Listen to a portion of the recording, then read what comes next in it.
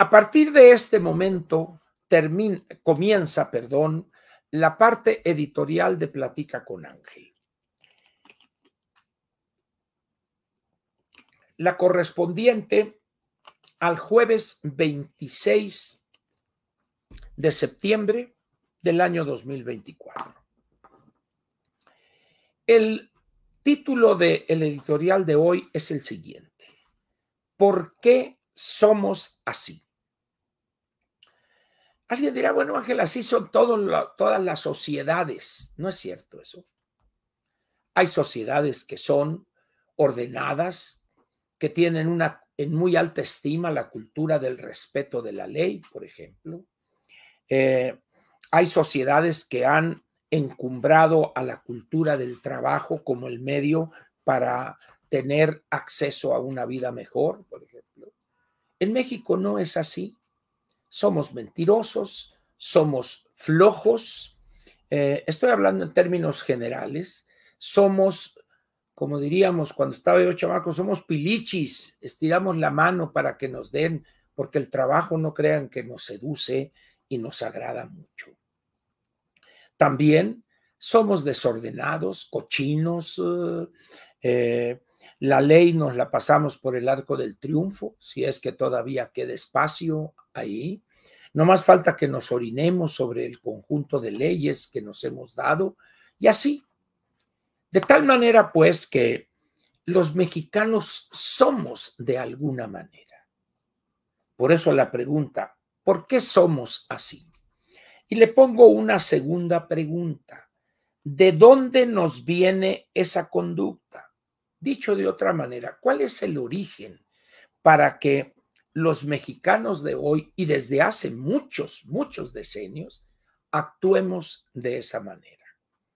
No soy yo ni con mucho especialista en estas cosas que tendrían que ver con la psicología de la sociedad mexicana o de las grandes masas, de los grandes grupos sociales de la población mexicana. De ninguna manera. Soy simplemente un amateur, una persona que ha leído ciertos libros y frente a la realidad que padecemos, trato de encontrar alguna explicación.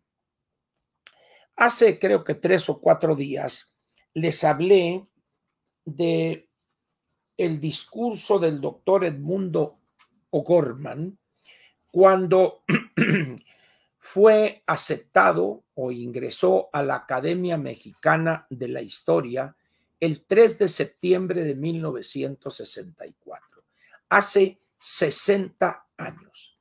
Pronunció un discurso memorable en esa aceptación de él como miembro y su entrada ya a pleno derecho, además un gran historiador, O'Gorman, no el pintor, ese es creo que su hermano, ¿verdad?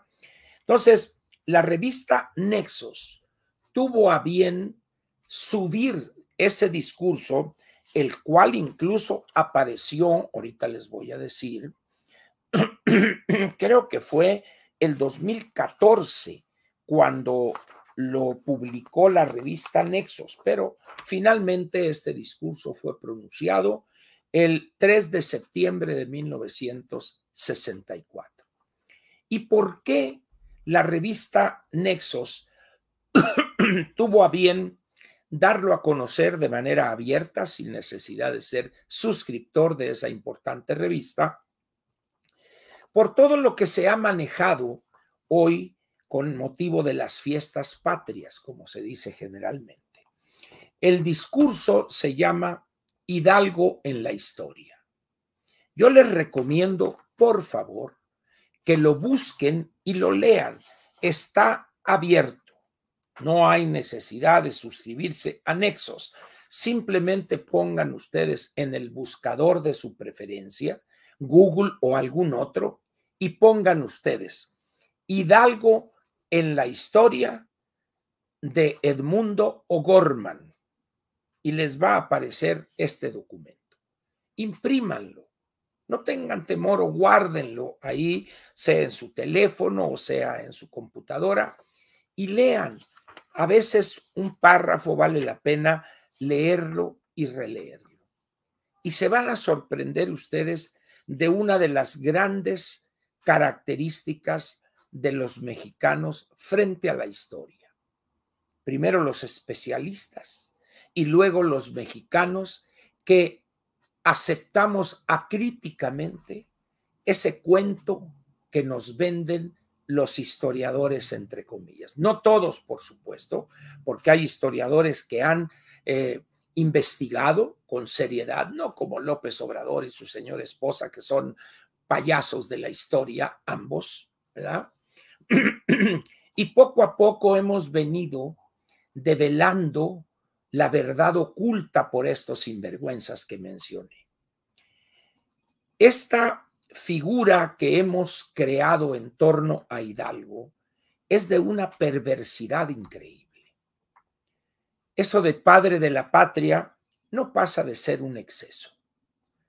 Hidalgo y Morelos, con todo respeto para ambos, empieza la lucha revolucionaria el 15 o 16 de septiembre, como guste usted, de 1810, y para fines del año 2011 ya estaban muertos o ya los habían fusilado a los dos, a Hidalgo y a Morelos.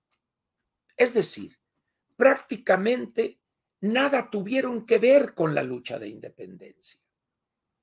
En 1821, el 27 de septiembre, que es mañana, se cumplen 203 años de la consumación de la independencia con la entrada a la Ciudad de México del ejército trigarante, el ejército de las tres garantías, encabezado, yendo al frente, en un brioso corcel, Agustín de Iturbide. Y dicen los que les gustan los datos de color que en uno de los balcones en la avenida Madero estaba una noviecilla que tenía Agustín por ahí, la Güera Rodríguez. El que consumó la independencia, el que negoció con las fuerzas realistas, él mismo un militar realista, con el virrey, el obispo, en ese famoso pacto de la profesa, fue Agustín de Iturbide. Sin embargo, en estas fiestas, en estas festividades, y cuando pasaron estos carros que parecía carnaval del ejército ahí frente a Palacio, en ninguno de esos carros alegóricos apareció Agustín de Iturbide. En los discursos pronunciados jamás se pronunció. Sin embargo, aunque duela a muchos, él es el que consuma la independencia. Que después se alocó, el aire le entró y quiso ser emperador, eso es posterior. Pero el que logra la consumación de la independencia no fue ni Hidalgo ni Morelos, fue Agustín de Iturbide. Por eso es importante leer este discurso pronunciado por Edmundo O'Gorman. Les va a encantar. Y ese será quizás su primer acercamiento a las verdades que no se dicen de episodios, vamos a decir, fundamentales de la historia de este México independiente. Léalo, pues. Ahora bien, entrando en materia, les recomendé también que adquirieran este librito que se llama La Invención de América, de la autoría de el mismo autor de este discurso, de Edmundo O'Gorman. Es un libro que publicó, ahorita les digo la fecha, en 1958, el Fondo de Cultura Económica. Hace ya muchos años, estamos hablando de casi, que les gusta, 58, serían 66 años que fue publicado este libro. Y es una cosa increíble este libro. Léanlo también. Es letra chiquita, yo sé que a muchos les molesta, el tipo es un tipo pequeño, un font, dicen ahora, pero léalo, búsquelo. Si no puede ver bien, ponga usted a un hijo o a un nieto que le lea 2, 3 páginas antes de ir a la cama. Así se llama, La Invención de América, baratísimo, 65 pesos en la colección famosísima del Fondo de Cultura Económica, que son los breviarios. Ahora bien, viene ahora otro de los libros que les recomendé y que a mí me parece de lectura obligada por todo mexicano. No obstante que este libro, ahorita les voy a decir la fecha de publicación, es de 1934. Este libro lo escribe Samuel Ramos hace 90 años. Y es el texto que viene aquí, particularmente algunos capítulos, son de una profundidad demoledora. Ahí estamos reflejados. Algunos dicen, sobre todo los malquerientes de Octavio Paz, que no son pocos, dice que él, El laberinto de la soledad, es un refrito de este libro, El perfil del hombre y la cultura en México. No nos vamos a meter en esa zona. Como dice mi cuñado, el magnífico, no sabes nadar en lo bajito y te quieres meter en lo hondo. El laberinto de la soledad tiene su lugar en la producción bibliográfica sobre México y lo mexicano, y Samuel Ramos con El perfil del hombre y la cultura en México, por desgracia, este es un libro mucho menos conocido que el de Octavio Paz, pero desde mi modesto entender es mucho más importante este que aquel. Todo el mundo se va a aquel con la chingada, es la Malinche y la chingada, y no lo dudo que el nombre de la finca de este hombre, de este payaso del bulto, sea debido a eso. No lo sé, elucubro, planteo una hipótesis. Pero este es un libro que todo mexicano que sepa leer debería leerlo. Miren, hay un capítulo aquí que está en la página 111, tercia de Haces, que se llama La educación y el sentimiento de inferioridad, por supuesto, del mexicano. Tiene párrafos demoledores, dolorosos, acerca de cómo somos los mexicanos. Tenemos un complejo de inferioridad que asusta al psicoanalista más pintado. Vean ustedes el bulto. ¿Por qué piensan ustedes que el bulto no sale a conferencias de organizaciones multilaterales por un complejo de inferioridad que lo aplasta? Esta persona no solo no habla español bien, sino que tampoco habla inglés.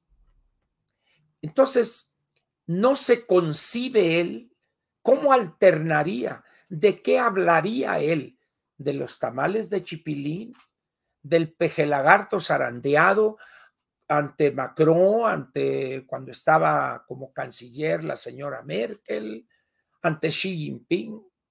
Es decir, es ese complejo de inferioridad que lo lleva a decir que vaya Margelo, él habla inglés.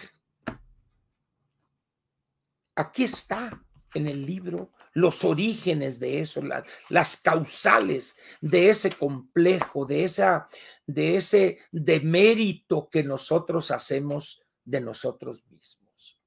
No sé si les ha tocado esta figura. Oiga, patrón, pues quiero que me dé trabajo. ¿Qué sabes hacer? Todo, patroncito. Todo, patroncito. Yo sé hacer de todo. Usted póngame y dígame, yo lo hago. A ver, ¿cuándo llegará el día en que el mexicano le diga, a ver, ¿qué sabes hacer? Lo que quieras, porque yo soy muy chingón, soy mexicano chingón. Ay, ¿cómo va a decir? A ver, haz esto y ahorita, vámonos. Si ustedes viven en el norte del país, en esa franja fronteriza con los Estados Unidos, van a encontrar que nosotros por allá no usamos el diminutivo como se usa aquí en el centro del país.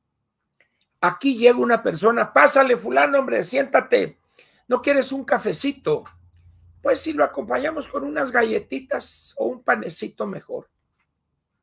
Es decir, ese es el habla sumisa del mexicano, estoy hablando en términos generales, por supuesto, que no se malinterprete, en el centro del país.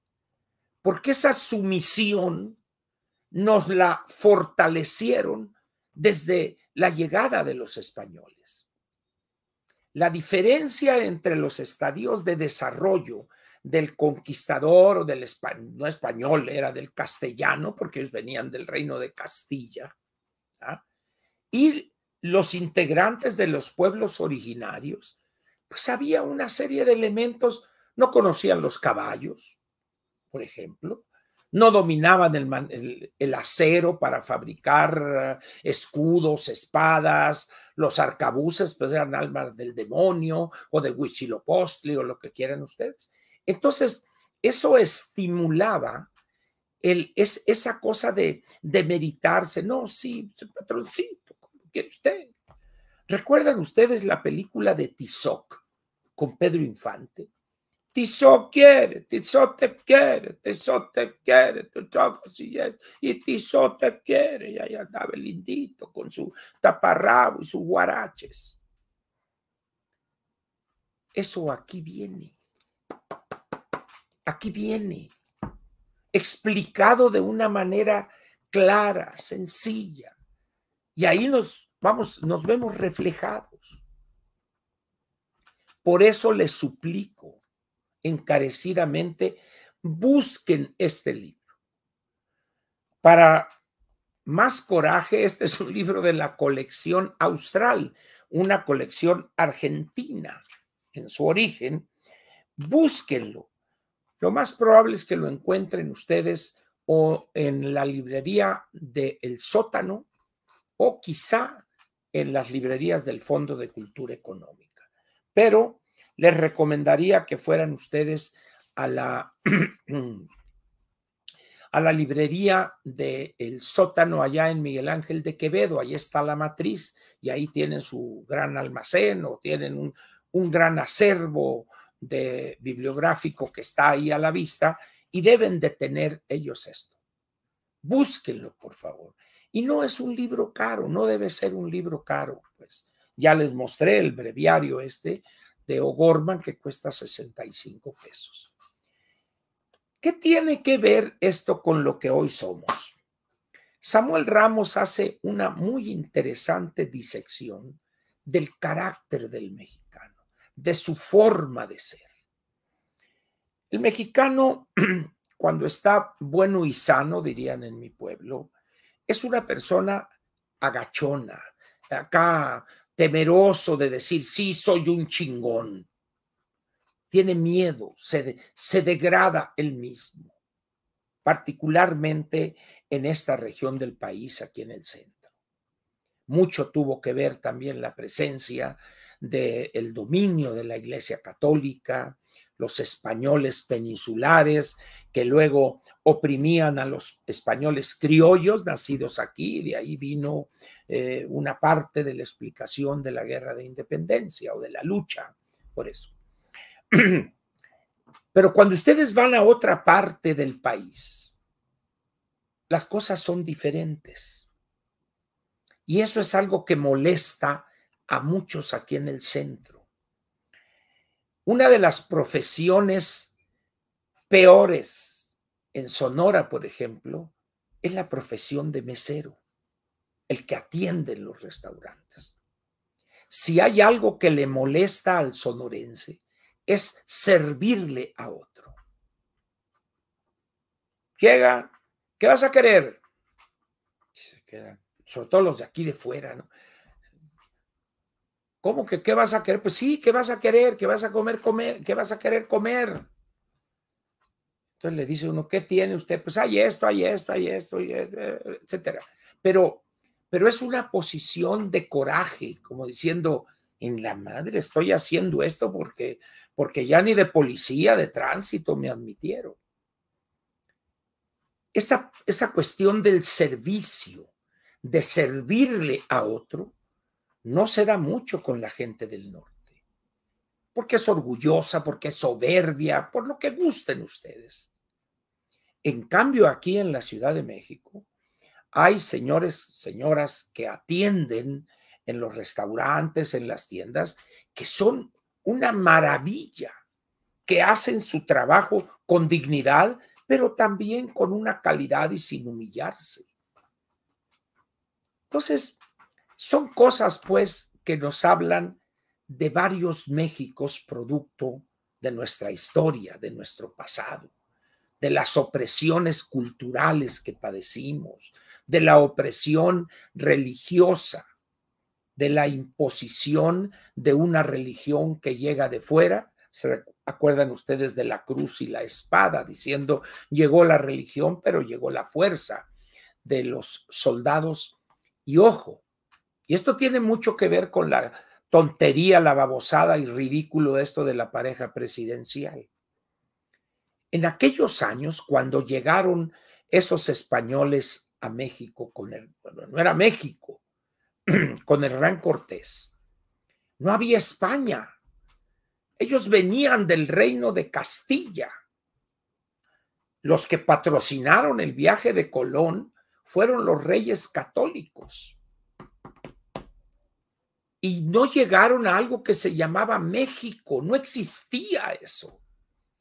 ¿Estos de dónde sacan que a México? Y luego dice la anticientífica, no solo ofendieron a ese gran presidente, sino a todo el pueblo de México. ¿A qué? Salgan a la calle ustedes y pregúntenle a la gente aquí, en Puebla, en Ciudad Victoria, en Tamaulipas, en Hermosillo, en Culiacán. Me ofendió a mí ese pinche güey, pues ¿qué me va a ofender, hombre? Me ofende y saco la que traes, hijo de tu tal por cual. Es decir, inventamos causas absurdas, las cuales son consecuencia de una visión ideologizada en extremo, pero también de una envidia que no le permite al mexicano, al margen de su nivel social y económico, entender que puede haber otros países, otras sociedades prósperas, educadas, disciplinadas, productivas, modernas, etcétera, etcétera. Eso es intolerable. Pero hace 500 y pico de años, ofrézcame una disculpa. ¿Pero qué? ¿Yo qué tengo que ver, pues? Eso habla de un aferrarse a un pasado para tratar de cobrar o de sacar sus complejos, sus envidias, como es el caso de la pareja presidencial. Aquella carta que redactó la esposa del presidente, un ridículo completo. Ese aferrarse a un penacho que no se sabe si efectivamente fue de Moctezuma y que por los años que tienen una vitrina, en el momento que lo muevan se va a deshacer, se va a hacer polvo. No, no, no. Entonces, ¿de dónde nos viene a nosotros la conducta que hoy exhibimos? A los 500 años anteriores. Así de sencillo. Donde recibimos en un proceso de transculturación un paquete cultural, religioso, tecnológico, militar, de esos que llegaron y que nos llevaban 500 o más años de adelanto, de acuerdo al nivel que teníamos nosotros. Es decir, eso de entrada nos convierte en débiles ante él. Y de ahí para el real. Nos imponen una visión religiosa, acaban con los templos, con ese politeísmo que era reflejo de una etapa anterior atrasada frente al monoteísmo que traían estos conquistadores o estos colonizadores o lo que quieran, o estos turistas, pues si les molesta eso de la conquista. Y lo que resultó fue, después de estos 500 años, una mezcla, ese mestizaje, de tal manera que somos un pedacito indígenas, un pedacito español, un pedacito afroamericano o lo que sea. Es decir, y eso somos. en la parte física, genética, pero en la parte cultural fuimos educados en la sumisión. Todavía hay lugares en México, regiones, donde una persona de pueblo originario, él se siente inferior al otro, al blanco. Se siente, y por más que le diga a uno, oye, no, mándalo, no, pues es que puede vengarse, puede tomar medidas. Y somos tan reacios al cambio, a incorporarnos a la modernidad, que hemos justificado vestirnos como si fuéramos payasos de circo. Y los candidatos presidenciales van a Chiapas y se visten ahí con algo que yo no sé. Dice, oye, pero cuando yo veo a José Antonio Meade con ese disfraz, o a Manuel Velasco, o a Echeverría, o a López Portillo, a Felipe Calderón, a ver, señores, no ofendan a estas personas. No las ofendan, por favor. Si ellos quieren mantenerse con una vestimenta incómoda del siglo X o XI o lo que sea, pues es una decisión de ellos. Pero ustedes usan jeans, Levi's y gorra de béisbol. ¿Cuál es el problema?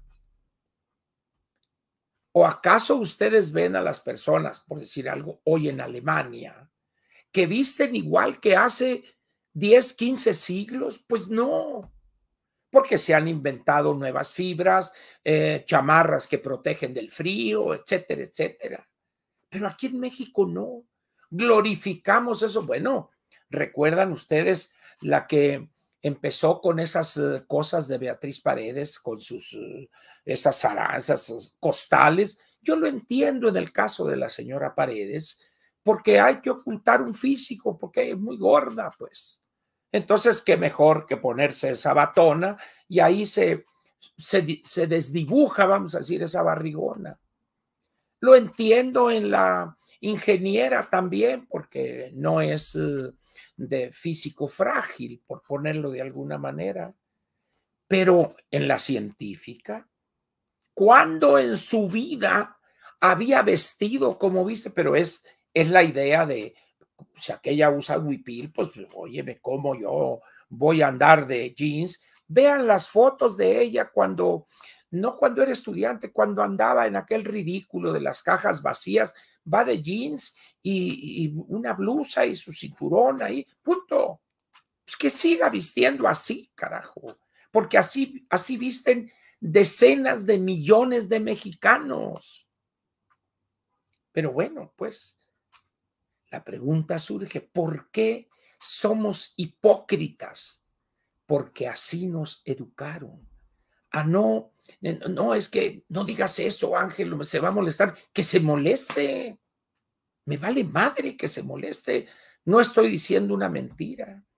Entonces al mexicano lo han educado, aprovechando esa sumisión, y él ha aceptado casi de buen grado esa sumisión, ese de agarrar el sombrero. ¿Recuerden ustedes las películas mexicanas del Indio Fernández, aquellas películas que filmó desde la cámara Gabriel Figueroa, y llegaba el campesino? ¿Cómo está el amo? ¿Cómo está el amo?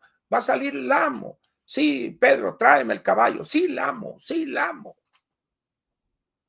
Es decir, eso se transmite, esas imágenes son adquiridas y se quedan en nuestra mente, en nuestra ideología.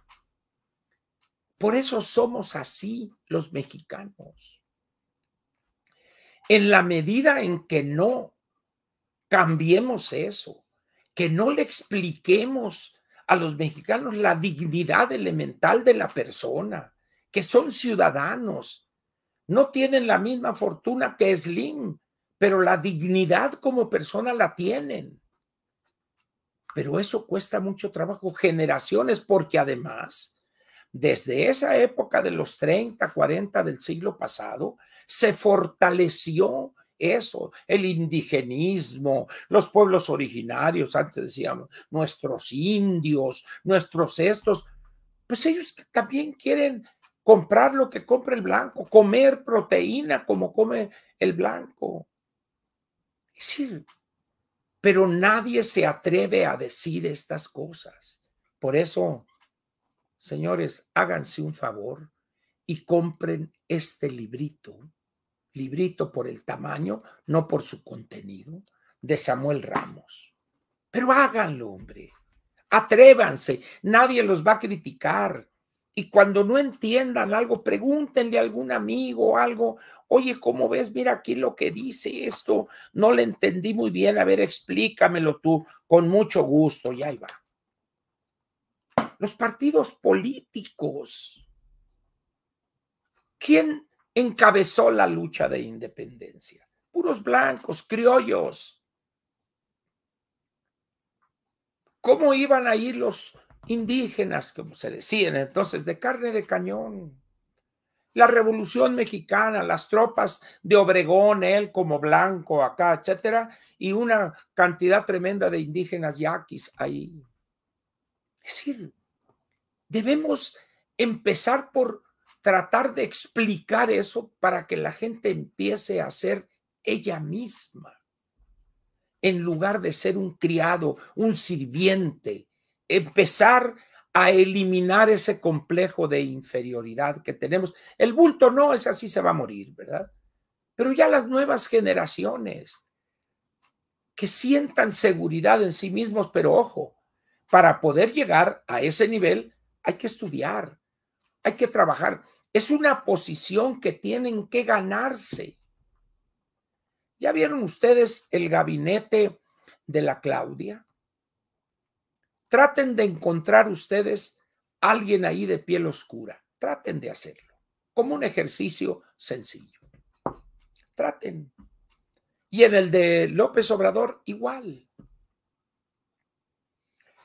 Y en el anterior y en el anterior. Allá ponemos a un indígena en la Comisión de Pueblos Indígenas, pero allá, ¿no? Pero es un indígena que se educó con los blancos y se comporta como blanco. Es decir, y ellos aceptan ese destino casi manifiesto. Por eso hoy somos así. Por eso hoy nos comportamos así. ¿Recuerdan ustedes qué hizo el bulto? Que él acá, los indígenas en la Chontalpa, Tabasco, los que menos tienen, ahí va a España a buscar sus orígenes. Y dice uno, bueno, pues eso hizo López Obrador. Ahora, la señora Beatriz Gutiérrez Müller redacta cartas y que España son unos hijos de la tal. ¿Por qué no hace algo para obligar al gobierno alemán a que le ofrezca disculpas a casi todos los pueblos o las sociedades de Alemania, una parte de África, etcétera? No, España, pero España no existía hace 500 años. No existía. Era la Iberia famosa, por eso eran ibéricos. En ese sentido, pues, yo les pediría sinceramente que lean, se informen, para tratar de encontrar una razón, una explicación lógica de por qué somos hoy así, dejados, pero por acá abajo le causamos daño. Cuando alguien pasa y trae un carro fino, agarramos una ficha, una corcholata y tenemos una envidia social en vez de decir, a ver, ¿cómo lo hizo este? Pues voy a hacer lo mismo para mejorarlo incluso. No.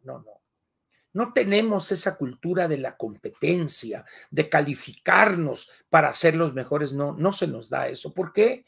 Porque durante 300 y luego quizás 100 años más y todavía nos han mantenido con el pie en el pescuezo. Y así estamos bien. Y eso se traduce hoy en que me den los 6,000 pesos bimestrales, los 7,000 para los ninis y que 5,000 para esto, para el otro, para el otro. El problema es que ya se acabó eso, señores. Y lo van a ver ustedes en pocos meses con la anticientífica. Espero, pues, que se compren estos 2 libritos. En un fin de semana, en vez de comprar botanas y caguamas, compren estos 2 libritos. La invención de América de Edmundo O'Gorman y El mexicano, el perfil del hombre y la cultura en México de Samuel Ramos. Y gratis, entren ustedes, anexos y obtengan este precioso, por su verdad, por su fuerza, hidalgo en la historia de Edmundo O'Gorman, pronunciado el 3 de septiembre de 1964. Aquí termina en este momento la parte editorial de Platica con Ángel, correspondiente al jueves 26 de septiembre del año 2020.